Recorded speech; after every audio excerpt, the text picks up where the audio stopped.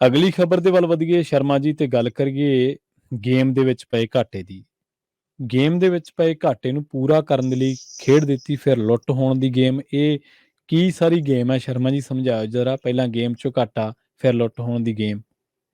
ਪ੍ਰਵੀਨ ਜੀ, ਲੰਮੇ ਸਮੇਂ ਤੋਂ ਨਾ ਬੱਚਿਆਂ ਵੱਲੋਂ ਫੋਨ ਕਾਲ ਤੇ ਗੇਮਸ ਖੇਡਦੇ ਆ, ਅੱਛਾ। ਆਪਣੇ ਮਾਂ-ਬਾਪ ਦੇ ਖਾਤਿਆਂ ਚੋਂ ਪੈਸੇ ਅਕਸਰ ਲਾ ਦਿੱਤੇ ਜਾਂਦੇ ਨੇ ਤੇ ਉਹ ਅਕਸਰ ਉੱਡ ਜਾਂਦੇ ਨੇ, ਬਾਅਦ ਚੋਂ ਪਤਾ ਲੱਗਦਾ। ਅਸਲ 'ਚ ਕੀ ਹੈ, ਜਦੋਂ ਬੱਚੇ ਆਨਲਾਈਨ ਕੁਝ ਗੇਮਾਂ ਖੇਡਦੇ, ਕਹਿੰਦੇ ਉਹਦੇ ਵਿੱਚ ਨਾ ਹਥਿਆਰ, ਗੋਲਾ ਬਾਰੂਦ ਜੇ ਉਹ ਖਰੀਦਣਾ ਪੈਂਦਾ ਜੀ।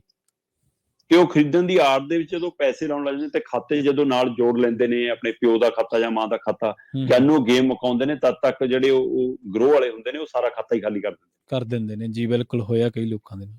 ਤੇ ਕਿੰਨੇ ਵੱਡੀਆਂ ਇਹ ਕਹਾਣੀਆਂ ਸਾਹਮਣੇ ਆਉਂਦੀਆਂ ਰਹੀਆਂ। ਪਰ ਇੱਥੇ ਇੱਕ ਸੰਗਰੂਰ ਇਲਾਕੇ ਦਾ ਇੱਕ ਚੰਗੀ ਉਮਰ ਦਾ ਨੌਜਵਾਨ ਜਿਹੜਾ ਇੱਕ ਨੌਕਰੀ ਕਰਦਾ ਹੈ, ਔਰ ਨੌਕਰੀ ਵੀ ਉਹਦੀ ਕਲੈਕਸ਼ਨ ਦਾ ਕੰਮ ਹੈ ਜੀ। ਇੱਕ ਕੋਈ ਵੱਡੀ ਕੰਪਨੀ ਹੈ, ਇਹ ਹੈਗੀ ਹੈ ਜੀ ਮਤਲਬ ਬਾਲਾਜੀ ਟ੍ਰੇਡਿੰਗ ਕੰਪਨੀ ਕੋਲਾ। ਠੀਕ ਹੈ। ਇਹਦੀ ਕਲੈਕਸ਼ਨ ਦਾ ਕੰਮ ਕਰਦਾ ਉਹ ਬੰਦਾ। ਹੁਣ ਉਹਨੂੰ ਕਿੰਨੀ ਕੁ ਮਤਲਬ ਕਿ ਜਿਹਨੂੰ ਪੈਸੇ ਦੇ ਲੈਣ ਦੇ ਨਹੀਂ ਸਮਝ, ਉਹਨੂੰ ਪਤਾ ਹੋਊਗਾ ਕਿ ਆਨਲਾਈਨ ਕਿਹੋ ਜਿਹਾ ਕੁਛ ਹੁੰਦਾ, ਪਰ ਉਹਨੂੰ ਆਨਲਾਈਨ ਗੇਮ ਖੇਡਣ ਦੀ ਬਿਮਾਰੀ ਸੀ। ਤੇ ਜਦੋਂ ਉਹਨੂੰ ਆਨਲਾਈਨ ਗੇਮ ਖੇਡਣ ਦੀ ਬਿਮਾਰੀ ਪਈ ਤਦ ਉਹਨੇ ਜੀ ਮਤਲਬ ਕਿ ਪੈਸਾ ਲਾਉਂਦਾ ਗਿਆ ਜਾਂ ਕੁਛ ਗਿਆ, ਉਹਨੂੰ 3 ਲੱਖ ਰੁਪਏ ਡਾਲੇ ਉਹਨੇ ਉੱਥੇ। ਠੀਕ ਹੈ। ਉਸ ਬੰਦੇ ਨੇ, ਗੁਰਜੀਤ ਸਿੰਘ ਉਰਫ ਗੋਲਡੀ ਨੇ, ਆਨਲਾਈਨ ਗੇਮ ਦੇ ਵਿੱਚ 3 ਲੱਖ ਰੁਪਏ ਉਡਾਤੇ ਤੇ ਘਾਟਾ ਪੈ ਗਿਆ ਜੀ। ਤੇ ਹੁਣ ਉਹ ਬੰਦਾ ਘਾਟੇ ਦੀ ਭਰਪਾਈ ਕਰਨਾ ਚਾਹੁੰਦਾ ਹੈ ਤੇ ਉਹ ਹਿਸਾਬ ਲਾਉਂਦਾ ਕਿ ਮੈਂ ਰੋਜ਼ ਕਲੈਕਸ਼ਨ ਕਰਨ ਜਾਂਦਾ, ਮੇਰੇ ਕੋਲ 5-4 ਲੱਖ ਤਾਂ ਰੋਜ਼ ਹੀ ਹੁੰਦਾ,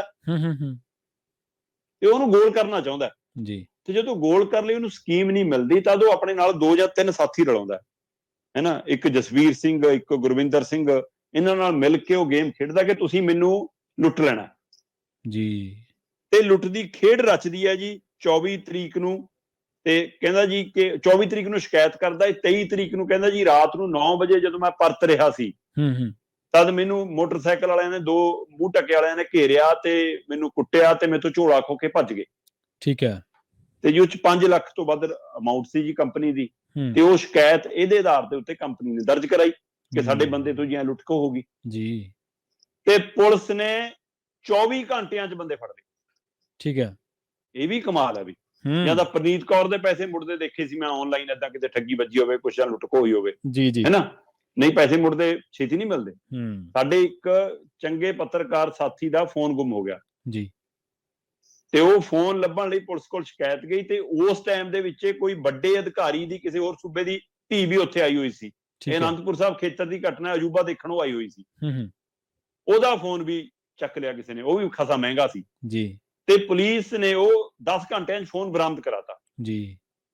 ਤੇ ਜਦੋਂ ਉਹ ਬਰਾਮਦ ਹੋਇਆ, ਉਹਦੇ ਨਾਲ ਚੋਰੀ ਦੇ ਖਾਸੇ ਫੋਨ ਬਰਾਮਦ ਹੋ ਗਏ, ਪਰ ਉਹ ਪੱਤਰਕਾਰ ਸਾਥੀ ਦਾ ਫੋਨ ਨਹੀਂ ਮਿਲਿਆ। ਠੀਕ ਹੈ ਜੀ।